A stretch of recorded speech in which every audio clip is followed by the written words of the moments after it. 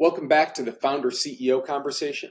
We recently sat down with Oshin Hanrahan, serial entrepreneur, former public company CEO, and now leading a new venture.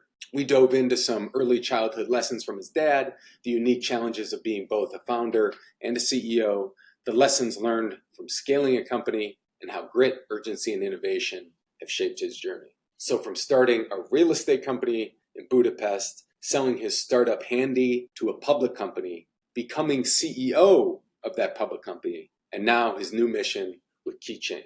This conversation is packed with good stories and insights. You don't want to miss it. Let's jump in. Sheen, pleasure having you join me for the Founder CEO Conversation. Great to have you. Great to be here, Chris. Thanks so much. Awesome. Well, I love to learn about the different challenges founders and CEOs have. Those are two different positions. Think responsibility kind of 0 to 1 for the founder and then 1 to 10 or 100,000, whatever, for the CEO. So I think it takes a special person. So I'm excited to hear about your personal stories and experiences that you've had that have shaped you into someone who can be a founder CEO. So I'd love to hear about maybe your upbringing and stories that have shaped you throughout your life. I think not a lot of folks realize that the founder CEO, the job changes through time. I think people think, oh, founder CEO, it's a thing. You start a company and you run it. But there are real differences, you're right, between like the imagination of the thing from the back of a napkin or something that you see an opportunity in the market all the way up through to running large or even mid-size companies. And I'm incredibly fortunate to have experienced both of those things a couple of times in some cases. So my background is I'm from Ireland, from Dublin. In Ireland, I studied economics a long time ago. And then I started a real estate business in Budapest in Hungary. I ran that for a little while. And that was, a simple business, theoretically simple, practically hard to execute on, the challenges of running construction and real estate development. And I ran that for a few years. And then I took a break and I spent a little bit of time in venture. And then I moved to Boston. I did a year at business school and dropped out of business school to start Handy. And Handy, you think back, we started Handy back in 2011. And it was a very different moment in time, right? It was like a moment in time when unemployment rates were higher, there was incredible demand for work, and we started Handy to help people get work. So we started Handy to help handymen and cleaners find more work. And we built that business over 6 years to be, a 9-figure plus business. And it was, that was probably the first time that I went through that experience from like absolute zero all the way through to, a larger operation. And, you asked like, what's the difference or what are the pieces that kind of go into it? The very beginning stage, like the core essence of a founder, I think, is to make things happen. And you think about like the cold start problem that most businesses have where there's literally nothing. And the essence of a founder is just to make things happen, to get people to do things they wouldn't otherwise do, and to just make things happen. And that's, I think that, you talk to any great founder, that's the essence of what they did the very first time. They just made something happen against all like rationality. Which is a lot different than the CEO. It's more like keeping the magic going that was found that maybe the founder had brought out of the product or the service. So I want to take a step back from even before the days of you starting your real estate business in Budapest. So you got some serious gumption to go from Dublin to Budapest, start a business. You also have the awareness, self-awareness, willingness to learn and change by going from founder to CEO of that company, being acquired, becoming a public company CEO. What happened in your life, or what things did you do maybe earlier in your life that gave you those skills or attitude towards being able to do it, being able to change through these different experiences and challenges? I think some people just have a desire to go and things happen. I don't know what it is. I don't know where the desire to go and make things happen comes from. We think about it when we're hiring folks. We think about it. My co-founder and I, we invest in we talk about this idea that like some people just want to make things happen. that's, I don't think that's trainable. I think it's just there. There's like some grit or some desire that folks have. And then you're looking at exposure. Like what are people exposed to every single day? Because, you can put that grit and determination into anything. You can put it into sport, you can put it into academics, you can put it into whatever. Like some people are just driven and motivated and have this, willingness to suffer pain and willingness to, endure some element of hard work. I don't know if it's taught. Like I think about it. I think about whether it's taught and whether it's a function of experience. And I have two young kids. I got a 5-year-old and a 3-year-old. And I think about like whether I'm setting them up to have that grit and determination and desire to go and do things. And then the second element, of how you direct it, once if you've got it, is I think largely a function of environment and like what you're exposed to. And at a young age, my dad he still runs a small construction supplies business, like a measuring equipment business. And, it sold lasers and levels and theodolites and kind of all the things that go into measuring around construction sites. And, for as far back as I can remember, my dad would talk about work at the kitchen table, like at the dinner table or at the breakfast table. Like there would be conversations about like what was going on at work and what was working and what wasn't working. And sometimes he'd pick me up from school and he'd, go to do a delivery to a client, or he'd be like doing a sales call. And I was exposed to that from, the age of whatever, pick a very small number. That was, something that I was exposed to. I look at those two things that, some folks are just determined and have grit and motivation. And I don't know where that comes from. I don't know, is it innate or taught? But I definitely feel it, an impatience, a level of desire. Like, there's constant jokes around. I've worked with, folks for many years, and there's like, I joke about are things running on real time or are they running on Oshin time? And my level of, my time horizon is generally 50% shorter than everyone else's to get anything done. Is that Perkins Park? What's the law where it's like if you leave time to do it, then you'll use up that whole time? But I Yeah, forget, there's like a law where you use up the time if you have that amount of time. So if you just shorten the time, you'll get it done in that time. exactly. And I'm a believer that not only obviously some things take time and it's better to let them rest. But for a lot of, let's call them functional mechanical tasks, not only do you find that they are done faster if you shorten the timeline, in some cases they're actually done in a simpler way. Like if you give people a lot of time to do something, in some cases they won't do it better. They'll actually like overcomplicate the task, and you'll end up with like a whole lot of sundry stuff along the edge. Whereas you give them a short amount of time to do it, the job will just get done kind of the way you wanted it done, which is cases the 80% of like, hey, let's just do this as simply as we possibly can. But yeah, I put those things together and I'm like, I clearly have a level of impatience, desire, and whatever else to get things done. And my, outlet for that is probably driven by exposure to my dad and exposure to, watching him run this business for, 30 something years. It's awesome. Well, did you work in the family business? For sure, I would have done summers there, and I didn't work there full time, but from a young age, I would have worked there over the summer, and would have helped out, and along the way, when he's had questions about particular things, or when there were particular things that just needed an extra hand for a week or a month or whatever, yeah, I would have. You've had this exposure to entrepreneurship and an environment that has given you this grit and determination and urgency. Part of your personality, maybe that's part of the environment, innate. So you have this recipe for being a founder. What were some of the early skill sets, maybe that you were trained in early, or things you just maybe had confidence in? So what did you lean on in the early days to get things done? Yeah, look, I think one of the things we talk about a lot is the idea of like lead by example, and the step up to the plate analogy of like, hey, you know what, if we're asking someone to do something, unless it's a highly technical skill, the simplest and best way to demonstrate it can be done is just to do it.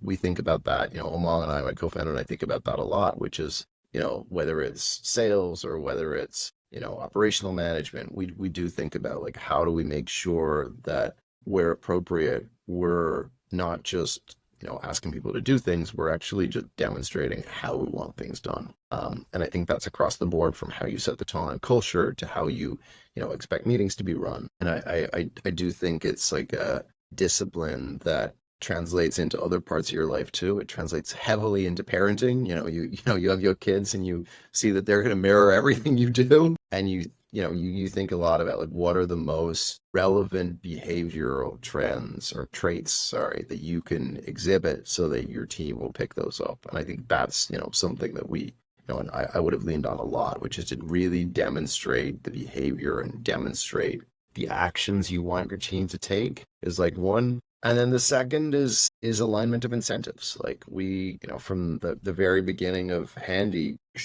we set up a employee equity plan. Where right out of the gate, every single person from the most senior software engineer all the way down to, the operations folks, to the customer service folks on the phone, to, EAs, admins, every single person at Handy had equity in the business. And it's the same, we started another business recently.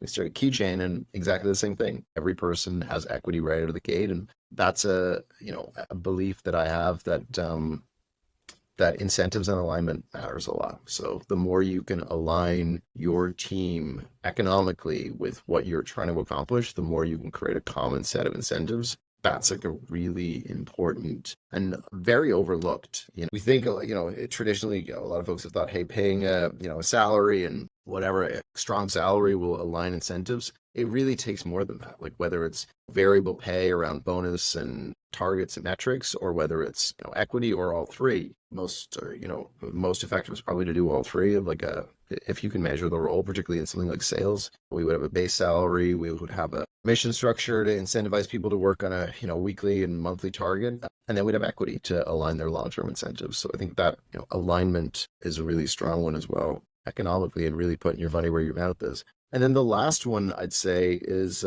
repetition on goals and outcomes. So you cannot repeat the goal often enough. Much as it might feel like you've said the same thing 150, 250, 300 times, it just won't land for everybody every time you say it, and you just got to keep saying it again and again and again. And, I think back to, some of the things that we worked on at Handy and some of the things we work on here. And it's both what the most important like local metric is, and it's repeating the long-term objectives. So we're going to help build the very best data asset for brands and retailers. We're going to help match every brand and retailer with manufacturers, or, at Handy, we're going to deliver the best customer experience we possibly can. And repeating those very clearly again and again and again to just really hammer home that they're not changing. And your team may be changing and evolving, and they may hear it differently today than they heard it yesterday, but you're repeating the same thing again and again. So specifically, like Handy to Angie, those three things you just referenced are drastically different when it goes from founding Handy to then getting acquired and becoming CEO after being a founder, it happens sometimes, right? But this is it's a unique story of getting acquired by a public company and then becoming the CEO. So how have they changed going from running Handy in its early years to running a public company as a CEO? Yeah, I mean, look, I think I'll go through them backwards. Like the repetition one is it's as applicable at 2 people as it is at 6,500 people. You think about what your core messages are in every town hall, in every group conversation, and you think about like how you can make sure you're repeating the same thing, and that there's consistent messaging from your weekly leadership team all the way up to your monthly town hall, all the way up to your quarterly earnings call, to your press conversations, and you have a series of messages that you're constantly delivering and that resonate irrespective of the audience. And we thought a lot about that at Angie around, okay, what are the things we would say if we were in a closed room with our leadership team? What are the things we would want to say in the most clear, candid way? And what are the metrics we would put around them to support the goals we have? And then, not coming from a public company background, I would challenge and say, okay, well, let's go with like the most extreme. Can we just say that exact same thing on an earnings call? And like, yeah, okay, you can't say exactly the same thing, but like, let's pare it down to the essence of what we want to say. and let's figure out a way to say as close to that as we possibly can. I think every setting we can. And, I believe strongly in transparency, and again, we obviously financial requirements, regulatory requirements, but, we took transparency to a pretty significant level in terms of where we went with Angie. And we said, look, at our monthly town halls, we're going to share as much data as we possibly can on the performance of the business. So we really did push that. The incentives thing, you're even more important, I would say, when you get to a large size to implement aligned incentives. And I think I rolled out an equity incentive plan, for everyone at Angie, which is the first time it had ever been done. So all the way down to the couple of thousand sales reps we issued equity to each and every one of them when I was there, which was the first time. I think before that, it was only at corporate that equity plan existed, but we rolled it out under my leadership to every single employee had an equity plan. And, it wasn't a huge equity plan. When you think about it in the scale of corporate equity plans, it was, it was, obviously at a different scale, but I felt it was important to roll out a true equity ownership plan so we could stand up and say, out on all hands, like every single person here is an owner in this business. And that matters a lot. And then the last one of demonstrating behaviors, I think this is where the rubber hits the road. Like, I think how do you scale that? 25 people in a room, they see you every day, early times at Handy, and then, now, post 2020, it's a lot more disbursement of workforce, big public company. How'd you distribute your style? I think it's even more important to think about every single opportunity as an opportunity to go and demonstrate how you want the team to behave. So I would go and do sales calls. Like, I would do sales calls with our most junior accounts. I would sit in on if there was a customer issue where, there was a small to mid-tier customer who had a complaint, rather than say, hey, go resolve that. I'd say, hey, I'm actually going to join this call and I'm going to lead how I want. I'm going to lead this call, and we're going to talk. I'm going to show you how I want the complaint to be handled, and I'm going to handle this complaint. And similarly, you would go all the way down. Recall us having an issue at one point around customer hold times. And I said, look, how long is the customer hold time at the moment? It seems that I actually don't know. We haven't tested it, and we're in 25, 30 people. And I said, great, there's a phone on the table. Let's press the button right now, and we'll dial our customer care line, and we'll see how long the wait time is. And we all sat incredibly uncomfortably there for 2.5 minutes while the whole time was clipped by and it clipped by and it clipped by. And I was like, yeah, this should be under 10 seconds. And well, it's definitely not under 10 seconds. And if I'm waiting here right now, we're all waiting here. It's not. And I think that willingness to go all the way down into the detail is super important. I think that you want to demonstrate to your leaders that there's almost no task where it's not in someone's interest to go all the way into the details to find out the why and how. And I think whenever, you're going to be in however you split your time, you got, call it 50 hours a week, you're going to spend 15, 20 of them in internal meetings and internal conversations. That has a multiplier effect. Say in each meeting, you're going to have 10 to 15 people. By the end of the week, you're going to have been exposed to 150 out of the direct conversation. You're going to be exposed to 150 out of the 6,500 people. You can really have a difference if you demonstrate in every conversation that you're going to get all the way into the details. And it can be exhausting, right? It can be, exhausting to constantly be like, okay, well, what's the next layer down? And training and showing that that's the level of curiosity that you expect. And I think it's the same. I remember interviewing somebody once, and we were talking about the candidate. We were having a conversation about debriefing on them after they left the room, and we wrapped up and people were on the fence about ownership and whatever else. And I went to the bathroom and used the facilities. And as I was walking out, the candidate walked out right in front of me, but they didn't know I was right behind them. And there was a small piece of toilet paper on the ground. And the candidate, completely unobserved, bent down, picked up the piece of paper and put it in the trash can. Dirty paper on the ground. He clearly hadn't dropped it. It was there in advance. He bent down and picked it up. And in that moment, I'm observing somebody cleaning up our space in a way that's completely selfless and is demonstrating a level of ownership over space they don't have. It obviously highlighted to me something about the candidate, but the same thing is being highlighted every single day of every single interaction that we have. So to think that just because you've got 6.5, 7,000 people, you're not going to be observed and people aren't going to think about your behavior is, it's kind of absolving yourself of responsibility if you don't think that, people are going to notice how you treat the security guards downstairs, how every single part of it's being observed all the time. Is you hired the candidate. Absolutely, 100%. Love that. That's a great 100%. story. Thanks for sharing. I'm going to go back to you've evolved many different ways. Founder, CEO of that founded company, acquired public company CEO, back to founder, CEO. What's a moment or a story where you're like, I got to stop doing that and I got to do more of this? So the one that jumps up for me, just because we were talking about it earlier, is the concept of like pushing time. And I think there's a level of patience and whatever else. And there was one particular day when I think we were in some sort of handy crisis mode. Exactly what the specifics were, what part of the business was on fire at that moment. I'm sure it was very important and very stressful, but I remember we're in a particular room up on 23rd Street. We were in our main conference room, which faced right onto 23rd Street. It was like a fishbowl of a room, glass windows onto the street, and glass onto the main floor.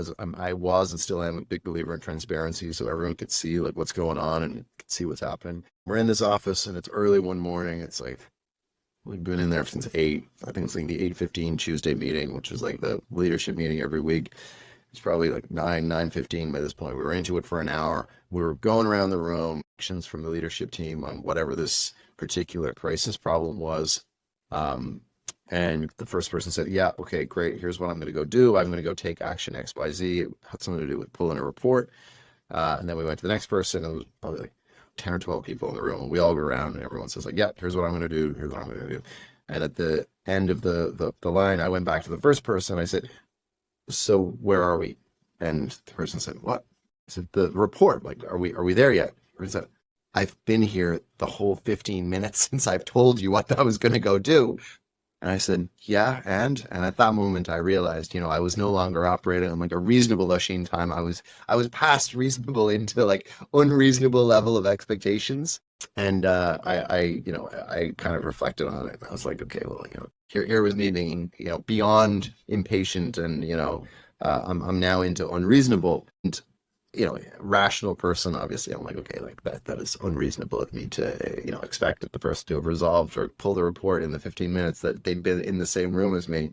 And what I realized was I just wasn't taking care of myself. I was high, I can't remember the specifics of why I was so stressed at the time, but I was like not sleeping well. I was leaning on coffee and caffeine too much to like get through the day, and I was, not exercising and just generally not being healthy. And the change I've made, this would have been like 10 plus years ago, I shortly thereafter actually quit coffee. So I like completely cut caffeine out of my life. I don't think I've had a coffee in 8 plus years now. And I've developed a much more structured sleep routine and a much more structured exercise routine. And it has made me know the difference between when to be impatient versus when to pull back and say, okay, look, this is like unreasonable. This is an unreasonable expectation of mine. And I think that level of awareness to build a strong personal foundation, like to build a strong personal routine to help you be better. I think when you're early in your career, I don't know if is it you don't have the ability to do it, you don't think about it so much. Maybe it's a generational thing. Maybe the next generation is far better at it. But I certainly think it's something that's helped me a lot, is to like build a very disciplined and structured personal routine outside of work to help me come to work in the best place. I'm gonna shift to Keychain. Congratulations on the raise and this new company. Please tell me about, in regard to expectations. I'm sure you have big expectations for yourself and Keychain. What is Keychain and what's the vision? Sure. So, you think about the journey that you go on every time you go to a grocery store. You walk through the aisles, and whether you pull down granola or cereal, milk or bread, or pick anything off the shelf, most of those products 10 or 15 years ago were made by the brand on the box. So the brand on the box owned its own factory and actually made the product. They employed workers. Today, the manufacturers and the brands and retailers have become almost entirely disaggregated. So more than half the products you buy are not made by the brand on the box. And there's a whole ecosystem of manufacturers, 20,000 plus manufacturers in the United States that make products that go on your shelf and you've never heard of them. And there's no way for brands and retailers to find out today who can make their products. So when they go to find, hey, I want to launch a new, Walmart says I want to launch a new ice cream, like they don't have a dedicated place to go to say, hey, who can actually make this ice cream? And what we've built at Keychain is a platform for brands and retailers to figure out who can make what products. So we've indexed 20,000 plus manufacturers in the United States and built a really valuable data asset that allows brands and retailers to search any one of 1 million plus products that we've used AI to look at their processes that go into making them, and then match that brand and retailer with the best manufacturer to make their product.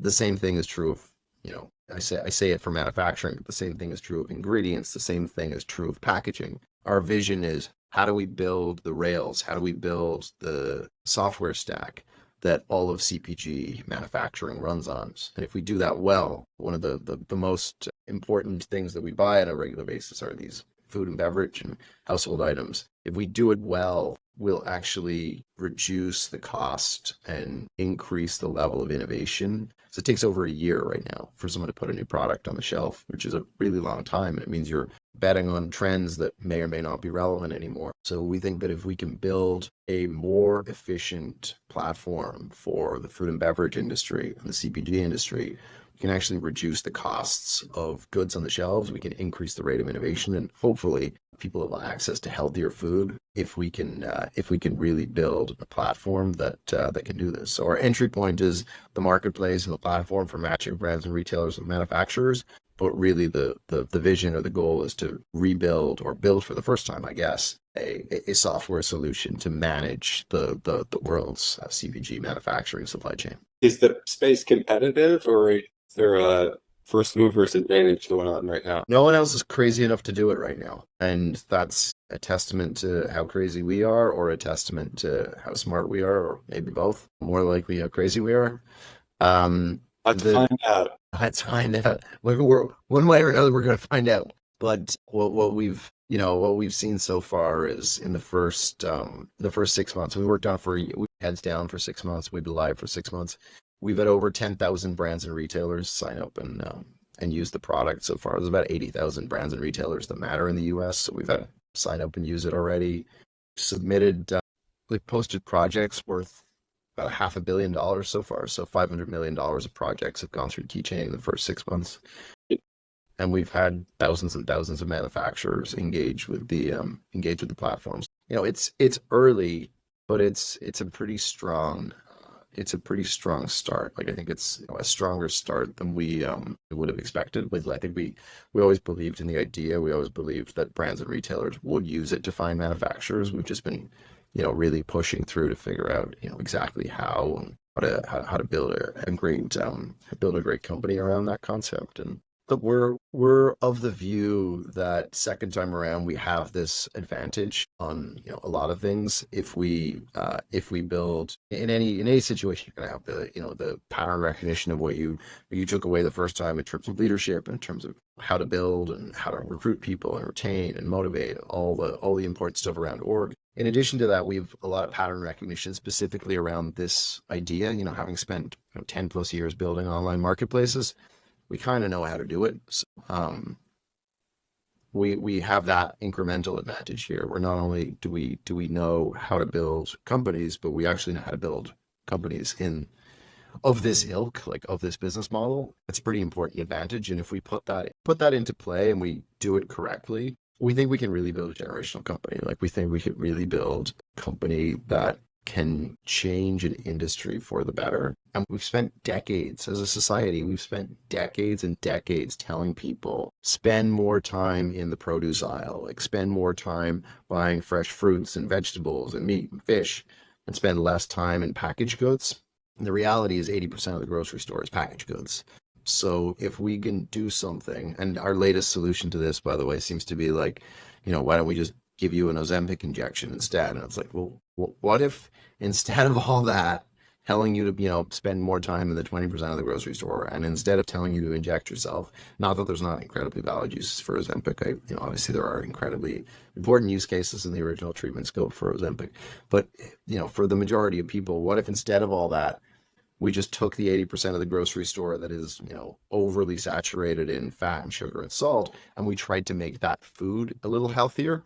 I think that's, big, a big opportunity for KeyChain, and big opportunity for responsible manufacturers, big opportunity for great brands and retailers, and hopefully a big opportunity for society to try and drive us to, a healthier lifestyle. So your marketplace will help bring down pricing for healthier foods. So When you talk about that. if you think about like how we think we're gonna make a difference, if you're launching a product today, you're gonna get on the shelf a year from now. That's a long time to wait. And whenever you do taste testing and whenever you do, the feedback comes through, which is if it was just a little saltier or it just had a little more fat in it or it just had a little more sugar in it, this might sell a little better. So you're faced with this choice, which is, make the product a little unhealthier and then you'll be on the shelf in a year and it'll probably sell a little better, or make it a little healthier and absorb a little more risk for a year of uncertainty. And our view is if we can take away the time it takes to get to market. So there's so many steps in the process, from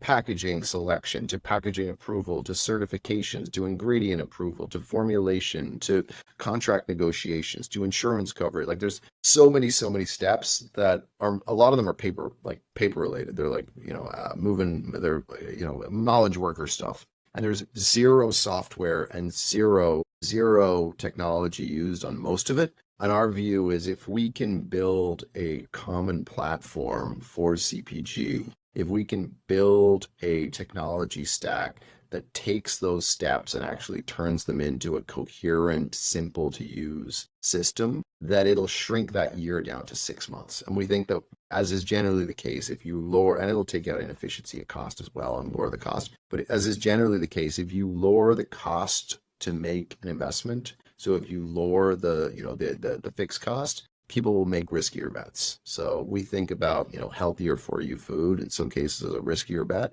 And our view is if we can shrink the amount of time it takes to bring product to market, if we can take cost out of it, we'll see more innovation. And we think that innovation will lead to healthier. I think people want to do the right thing. I think, like, by and large, on average, people will pick up the toilet roll off the floor. If you create the right environment for people, they'll go and do the right thing. And I think the incentives right now are just really challenging for people to put great food on the shelf. And as a result, I think, got an opportunity here. So I know I only get you for a little longer. I want to ask this question because you've played the role founder, CEO, public company CEO, back to founder CEO now with KeyChain. For you, is this something where you're like, I know these positions, I'm gonna scale this thing.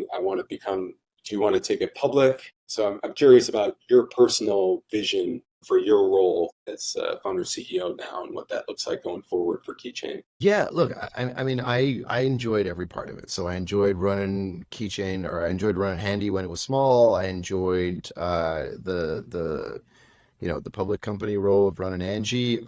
Loving running KeyChain again now that we're scaling up. We've got, I think, about 40 odd people now, and I think that there's a truly important company here, and I think that company can be public. And I would love to take KeyChain public if it's the right thing for it at some point in the future. We're super early in. It's far too early to think about anything like that. But if the circumstances were right for the company financially and in terms of the market, do I think I'd enjoy running KeyChain as a public company? Absolutely, I'd love it. I think it'd be great fun to do it all over again. Well, Shane, thank you so much for telling me about your journey. I'm excited for KeyChain. I'm going to keep an eye on it. Good luck in the future. Thanks so much, Chris. Take care.